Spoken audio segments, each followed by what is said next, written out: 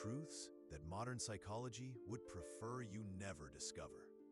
Hey, I'm breaking a silence that's lasted centuries. I'm about to reveal has been deliberately removed from psychology, erased from universities, banished from conventional therapies. Why? Because this technique is too powerful, too simple, and most importantly, too cheap. Imagine discovering a hidden doorway in your mind, a door that's always been there, but you were taught to never look in its direction.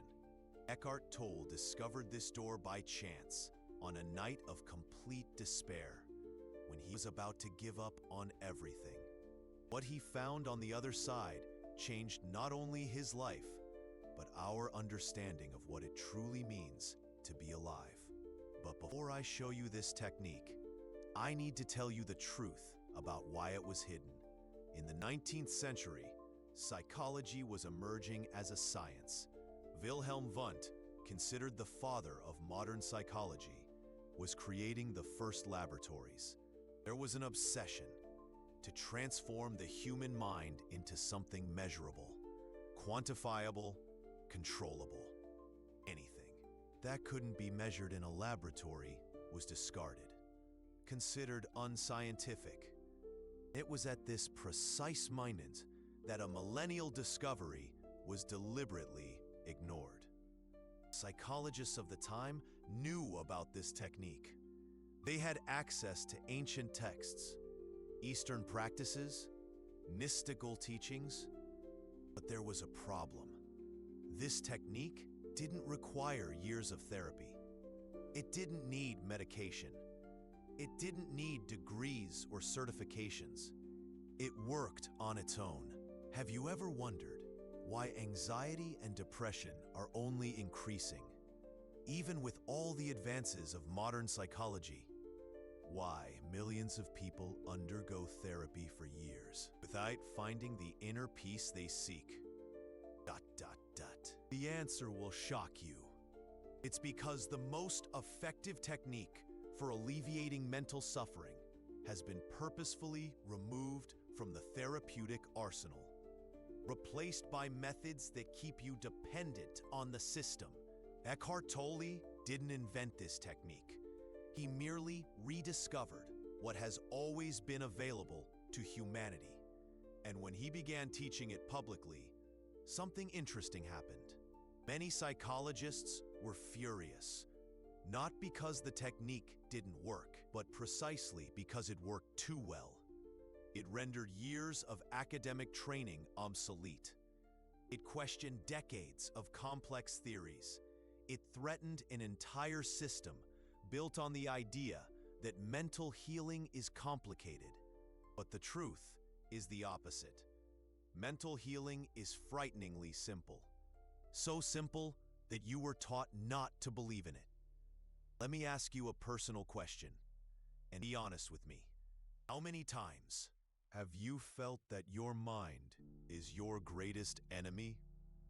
How many nights have you spent battling thoughts you couldn't control?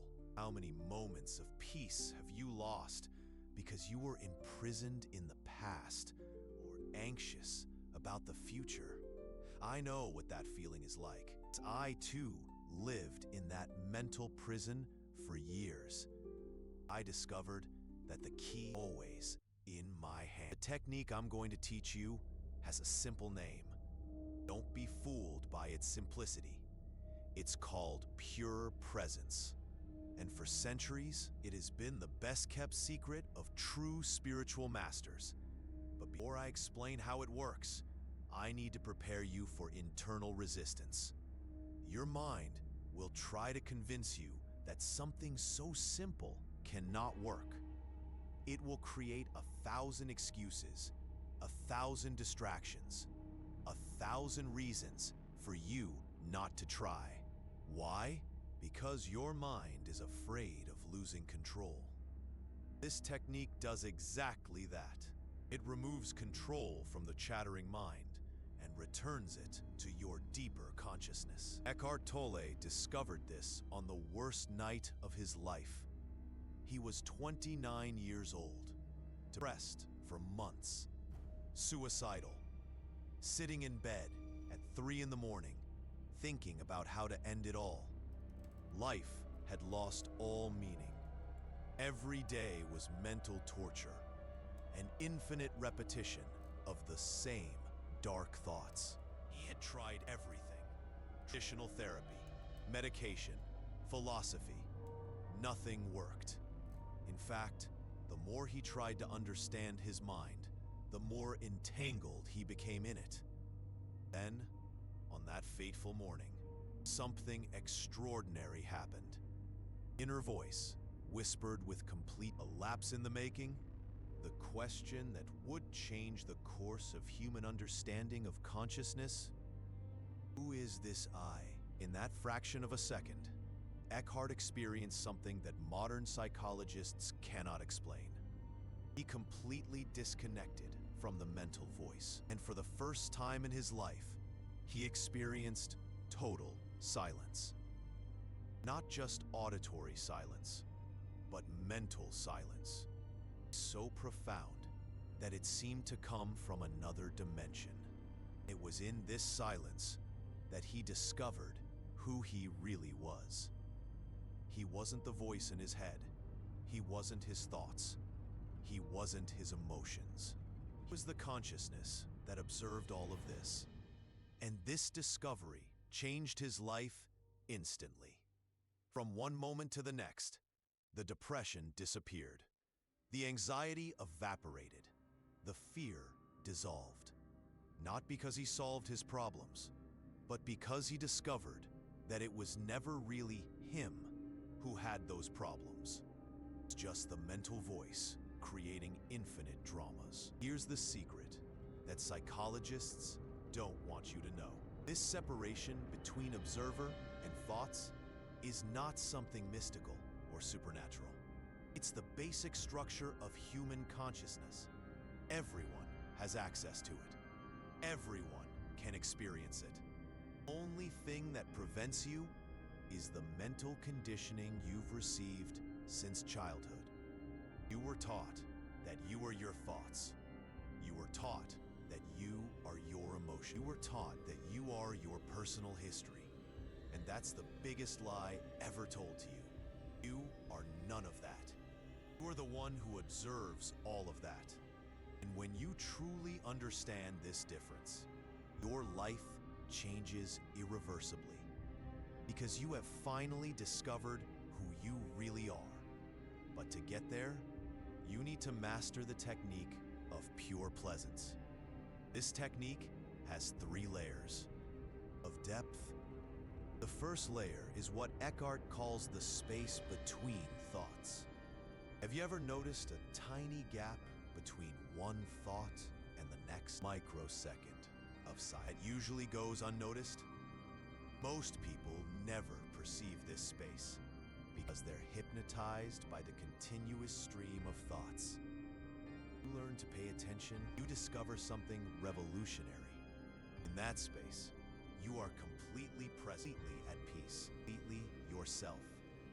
Possible to expand that space. Transform microseconds into seconds, seconds into minutes, minutes into hours, until that space becomes your natural state. The second layer is it's discovering that you are not just the observer of thoughts. You are the observer of emotions too.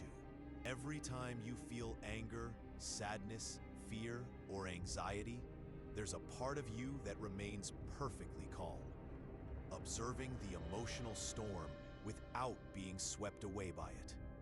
That part is your true self. And when you learn to identify with it, emotions lose their power to control you. Merely clouds passing in the sky of your consciousness. See them? You recognize. Then comes the third layer, the deepest of all. It's discovering that you are not even the observer.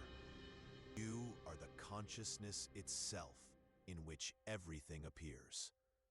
Thoughts appear in you. Emotions appear in you. Sensations appear in you. But you are the empty space where all this happens. This space has never been touched by any problem, never been hurt by any pain, never been shaken by any crisis.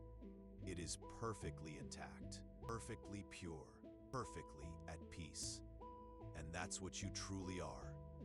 But why is this discovery so threatening to modern psychology? Because it reveals a truth that destroys decades of complex and expensive theories. Most mental problems are not real. They are simply misidentifications. You believe you are the chattering mental voice, and that voice creates endless dramas to justify its existence. You believe you are the turbulent emotions, and they become devastating storms that ravage your inner peace. You believe you are the personal history of traumas and conditioning. It becomes a prison of self-imposed limitations. But when you discover who you really are, all these problems naturally dissolve. Not because you solved them with elaborate techniques, but because you realized they were never yours. Here's what bothers the psychological establishment even more. This discovery renders an entire $240 billion a year industry obsolete. You don't need years of weekly therapy. You don't need endless analysis of the past to understand behavioral patterns. You don't need medication to balance neurotransmitters. You don't need complicated techniques that require expensive certifications. It can happen right now, at this very moment. As you listen to these words, imagine the financial loss if everyone discovered this. Imagine how many professionals would lose their source of income based on the maintenance of others' suffering. Imagine how many academic institutions would see their master's and doctoral curricula become irrelevant overnight. Because pure presence is not something you achieve in the future. It's something you already are now. You just forgot. And remembering is simpler than you imagine. In fact, it's so simple that your mind will resist. It will invent excuses. I need something more scientific. But these are just tactics of the mind to maintain control. Truth is that liberation has always been simple. We are the ones who complicated it. Now I'm going to show you exactly how to apply this technique in practice. How to use it to dissolve anxiety in seconds. How to use it to find peace in the midst of chaos. How to use it to discover who you really are. But before that, I need to warn you about something important. If you truly master this technique, your life will change radically. Relationships that don't make sense will naturally dissolve. Jobs that drain you will lose their power over you. Addictions and compulsions will begin to disappear effortlessly. And you will become a threat to everyone who profits from your suffering, because you will no longer need them. That's why this technique was hidden. That's why it was removed from academic psychology. That's why few masters teach it openly. It's too powerful, too transformative, too liberating. But you have the right to know it. You have the right to experience it. You have the right to discover who you really are. And that's exactly what we're going to do now. Stop. Breathe deeply. Feel the air entering your lungs. Because what I'm going to teach you now will change everything you've thought up to now. Pure Presence technique has 3 practical exercises, 3 gateways to your true nature. And I'm going to teach you all 3, exactly as Eckhart teaches his closest students. The first exercise is called the invisible breath. It's not about controlling your breath. It's about noticing who is observing the breath. Close your eyes now, or keep them open. It doesn't matter. Notice that you are breathing. Don't force anything. Just notice. Feel the air entering your nostrils, your chest expanding, the air slowly leaving. Now here's the secret that nobody tells you. There's a part of you that is perfectly still, a observing the breath happening. This part doesn't breathe, just observes, like a silent camera recording everything without being touched by anything. Doesn't move with the inhalation. It doesn't contract with the exhalation. It remains completely stable. And that part is who you really are. When you can fix yourself on this silent observer, something magical happens. All anxiety disappears instantly, because anxiety is always about the future. The observer is always in the eternal present. All depression dissolves like mist in the sun. Depression is always about the past. The observer has no personal history. All anger evaporates without a trace, because anger is always from the interpretive mind. The observer is beyond any interpretation. But there's an important detail I need to warn. First few days of practicing this, your mind will violently sabotage you. It will create urgent distractions, important thoughts that can't wait, imaginary itches, external noises that need your attention. This is completely normal. It's the egoic mind fighting for survival, like a cornered animal. She has a weapon at her disposal. Just notice that you are observing this resistance too, and gently keep returning. Silent observer. Time, these periods of pure. Then you discover something that will shock you. Silent observer is the personality you've built. It's more you than any role you play. It's more you than any story you tell about yourself. And when you truly understand this, your entire life reorganizes, because you finally discovered your immovable center. Second exercise is even more powerful. It's called the space between sorrows. Every time you feel an intense negative emotion, instead of being the emotion, space where it appears. Practical example. You're feeling overwhelming anxiety. Instead of thinking, I am anxious, consciously shift to, anxiety is appearing in my field of consciousness. Sounds like a word game, but it's not. It's a radical shift in identity that transforms everything. When you are the anxiety, you're completely identified with it, trapped in it, a victim of it. When you are the space where it appears, you are naturally free, infinitely larger than it. The anxiety becomes just a temporary visitor in an infinite room. It might even be a noisy and inconvenient visitor, but you are the room. It's just a passing phenomenon within you. And here's what happens when you master this shift in perspective. Emotions become merely temporary internal weather. They arrive like storms, make their drama, and pass naturally, like clouds in the sky. You no longer need to fight them, repress them, analyze them, or be enslaved by them. You simply host them with compassionate awareness. Like an experienced mother observing a child's tantrum, present but undisturbed. And this completely changes your relationship with suffering. Not because the suffering disappears, but because you discover you are larger than any suffering.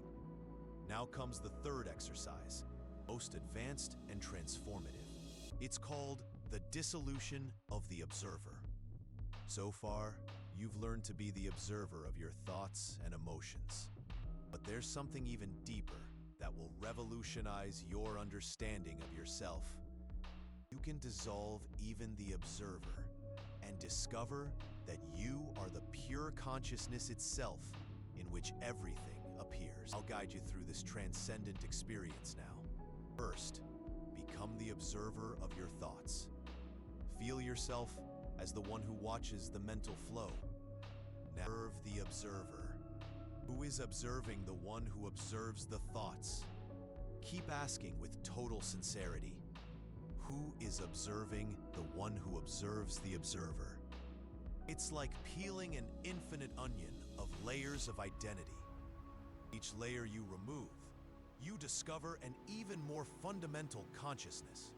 At some point in this inquiry, you will arrive at something extraordinary, something that cannot be observed, because it is the very capacity to observe. It's like trying to see your own eyes without a mirror. Completely impossible. You know with absolute certainty that they are there. Similarly, there is a pure consciousness that cannot be objectified, cannot be seen, it cannot be thought, it cannot be felt as an object, but it is exactly what makes it possible to see, think, and feel anything. This primordial consciousness is what you truly are. You rest in this ultimate discovery. Something that can only be called miraculous happens. All sense of separation disappears. Realize that the same consciousness that you are is also in animals, in plants, in all of existence. At that moment, you experience what mystics call unity, not as a concept, but as lived reality. Here's why this experience has been so threatening throughout history. You discover that you are pure consciousness. All artificial hierarchies collapse.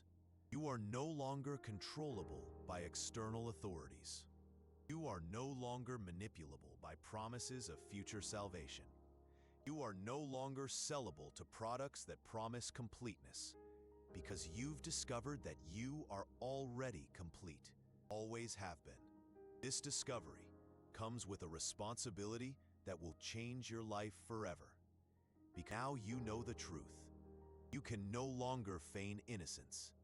You can no longer blame others for your suffering, because you've discovered that suffering is always an unconscious choice to identify with thoughts and emotions. You can no longer hide behind elaborate mental excuses, because you've seen that the mind is just a tool, not your master. You can no longer live as a victim of circumstances, because you've discovered that you are the conscious creator of your internal experience, independent of external conditions. And this deeply frightens many people. It's easier to be a victim than to be responsible for your own freedom. It's simpler to blame the world than to transform your perception of it. It's more comfortable to suffer in the familiar prison than to explore the vast and unknown territory of true freedom. That's why so many people reject this technique when they encounter it. Not because it doesn't work, but because it works too well. It demands an emotional maturity that few are willing to cultivate. It demands that you abandon the comfortable position of victim and assume the radical role of conscious creator of your experience. They prefer the known prison to the unexplored realm of total responsibility. You don't have to make that choice, because now you know there's a way out, a door that has always been open. You have the key. The key is simply remembering who you really are. Not the character you play, not the story you tell, not the problems you carry, but the pure and untouched consciousness that observes all of this. And when you return home to that consciousness, something miraculous happens. Life continues to happen, but you are no longer lost in it. You are present to it. People may criticize you, but it doesn't touch your core. Problems may arise, but they don't define you. Losses may happen, but you know you've never lost anything essential, because you've discovered that you are indestructible. Not the body, not the mind, not the personality, but the consciousness that you are. And that consciousness was never born. Therefore, it can never die. It was never created. Therefore, it can never be destroyed. It has always been here, always will be. And you are that. Now I understand why this truth has been hidden for so long. It's too radical, too transformative, too liberating. Imagine if everyone knew this. Imagine if every child learned this in school. Imagine if every person discovered their true nature. The world would be unrecognizable. There would be no more wars based on false identities. There would be no more unnecessary suffering caused by ignorance. There would be no more exploitation based on fear and lack. Because everyone would know they are complete by nature. And when you know you are complete, you cannot be manipulated by the promise of completeness. That's why this technique is dangerous to control systems. That's why it was banished from formal education. That's why few have the courage to teach it openly. But you discovered it. And now you have a choice. You can return to the familiar mental prison, pretend you never knew this truth, or you can live from this discovery and become a living example of freedom. The choice is yours. But remember one thing. Now that you know who you really are, you can no longer use ignorance as an excuse. If you continue to suffer, it will be by choice, not by necessity. You continue to identify with mental dramas, it will be by habit, not by truth. You continue to feel separated and incomplete, it will be by laziness, not by reality. Because the truth has been revealed. The door has been shown. The key has been given. And you discovered that this door was never locked. It only seemed to be, as you were looking from the wrong side. You thought freedom was on the other side of the door. But freedom is realizing that you have always been the space where the door appears. And in that space, there is no prison. There is no separation. There is no lack. There is only pure consciousness, infinite presence, indescribable peace. That is what you always have been, before you were born, after you die. And right now, the technique that psychologists have hidden for centuries is simply this: remembering who you really are. Not the character you play in the theater of life. Not the collection of memories you call my story. Not the set of thoughts you consider my personality. But the pure and infinite consciousness that absorbs all of this arise and disappear, like the sky that remains untouched, regardless of how many storms pass through it. Like the ocean that remains at peace, regardless of how many waves form on its surface. Like the mirror that reflects everything perfectly, but is never stained by any image. When you remember this fundamental truth, all searching ends instantly, as you have finally come home, and you'll discover something that will surprise you. You had never left. The entire journey was a dream, temporary forgetting, a cosmic game of hide and seek with yourself. And now you have awakened, not in a different place, but as what you always were, eternal, indestructible, infinitely free. This is the forbidden technique. This is the truth that has been hidden. This is the freedom that has always been yours.